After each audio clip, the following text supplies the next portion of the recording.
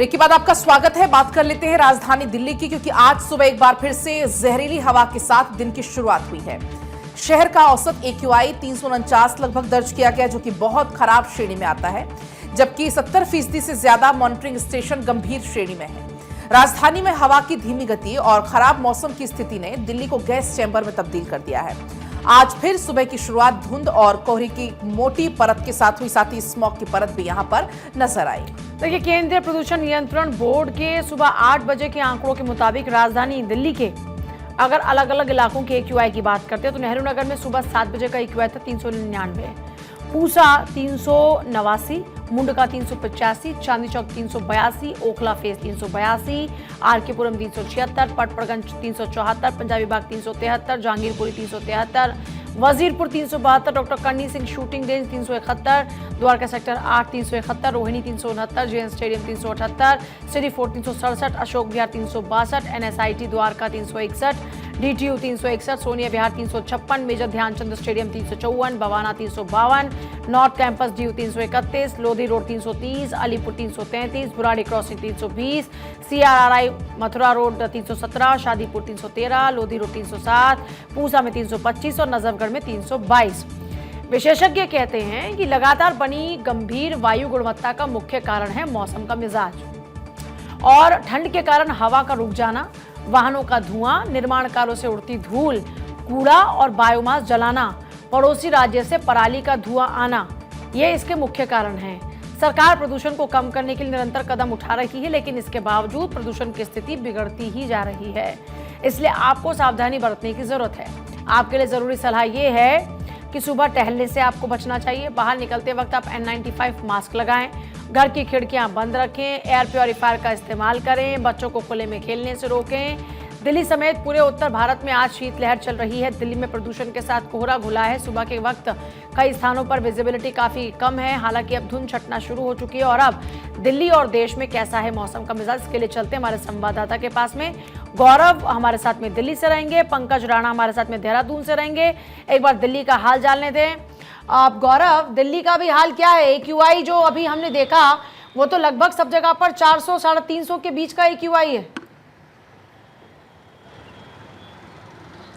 बिल्कुल, देखिए राजधानी दिल्ली की अगर बात करें तो बीते कुछ दिनों से लगातार जो है मौसम में गलन तो बहुत तेज़ी के साथ बढ़ ही रहा है। लेकिन अगर हवा की गुणवत्ता की बात करें तो हवा की गुणवत्ता निश्चित तौर पे दिल्ली में लगातार ख़राब होती जा रही है। अभी आपने जिन स्थानों के बारे में बताया, जहाँ जहाँ का भी AQI आपने बताया 300 के पार ही है, तो आप समझिए कि कितना खतरनाक श्रेणी में लगातार जो हवा है वो बनी हुई है। लेकिन आज का मौसम दिल्ली में बहुत ही एक तरीके से खुशनुमा रहा है, क्योंकि सुबह 8 बजे ही जो सूर्य की किरणें थी वो आसमान में खिल गई और आसमान रंग बिल्कुल आपको नीला नजर आएगा अगर मैं आपको दिखाऊं। क्योंकि आज जब सुबह तकरीबन 7:30-8 बजे जैसे ही सूर्योदय हुआ तो उस समय दिल्ली के अंदर अगर हम बात करें विजिबिलिटी की, तो विजिबिलिटी बिल्कुल सही दिशा में थी। और दूसरी सबसे बड़ी बात है कि देर रात लगातार जो हवाएं बहुत तेज गति के साथ चल रही हैं, सुबह भी हवाएं आज चल रही थी।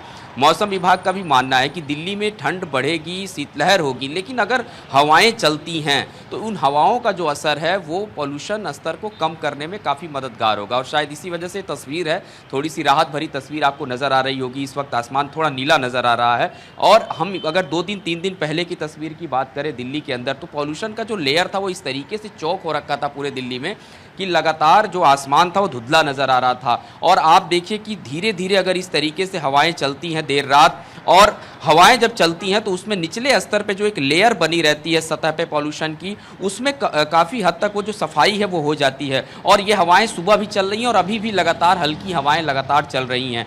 तो ये दिल्ली के लिए राहत की खबर जरूर है थोड़ी, लेकिन जिस तरीके से लगातार सरकार की तरफ से जो प्रयास किए जा रहे हैं, अगर उन प्रयासों की तरफ मैं बात करूं तो पानी का जो छिड़काव है वो लगातार किया जा रहा है। निर्माण कार्यों को पूरी तरीके से प्रतिबंध कर दिया गया है, कहीं पर भी निर्माण कार्य नहीं हो रहे हैं। जो बड़े वाहन हैं, ट्रक हैं, जो बजरपुर, रेत, ऐसे तमाम गिट्टी लेकर के दिल्ली के अंदर प्रवेश करते थे, उन पर अंकुश लगा दिया गया है। तो ये तमाम जो पाबंदियां लगाई गई हैं उसका भी एक इम्पैक्ट जो है वो थोड़ा सा देखने को मिल रहा है। खुद दिल्ली सरकार में जो पर्यावरण मंत्री हैं मंजिंदर सिंह सिरसा लगातार वो मॉनिटरिंग कर रहे हैं। कल भी अगर बात करें तो मुख्यमंत्री ने एक बैठक लिया था अधिकारियों के साथ और उसकी समीक्षा में ये बात की गई थी कि किस तरीके के बुनियादी जो हालात हैं दिल्ली के अंदर बने हुए हैं, नियमों की अगर बात करें तो क्या वो नियम पालन किए जा रहे हैं कि नहीं किए जा रहे हैं, ऐसे तमाम महत्वपूर्ण मुद्दों को लेकर के चर्चा की गई। हालांकि अगर ठंड की अगर हम बात करें, मौसम विभाग की बात करें तो मौसम विभाग का अलर्ट है कि जनवरी का जो पहला सप्ताह होगा उसमें दिल्ली में कड़ाके की जो ठंड है और शीतलहर है वो शुरू होगी। अब यही देखना होगा कि जो जिस तरीके से दिल्ली का मौसम अभी मौजूदा समय में बना हुआ है, समय से जो धूप निकल जा रही है और हवाएं लगातार चल रही हैं, अगर जनवरी के पहले सप्ताह में भी इसी तरीके से हवाएं चलती रहीं, तीव्रता हवाओं की ठीक रही, तो जो गैस चैम्बर जैसी स्थिति हो जाती है धुंध के बाद दिल्ली में, उससे थोड़ा सहूलियत दिल्ली को जरूर मिलेगा। फिलहाल पूजा आप ठीक है, हमारे साथ में पंकज राणा भी है। पंकज, क्योंकि पहाड़ों की बात करें तो पहाड़ों पर अभी हम देखें तो ठंड की दस्तक हो चुकी है।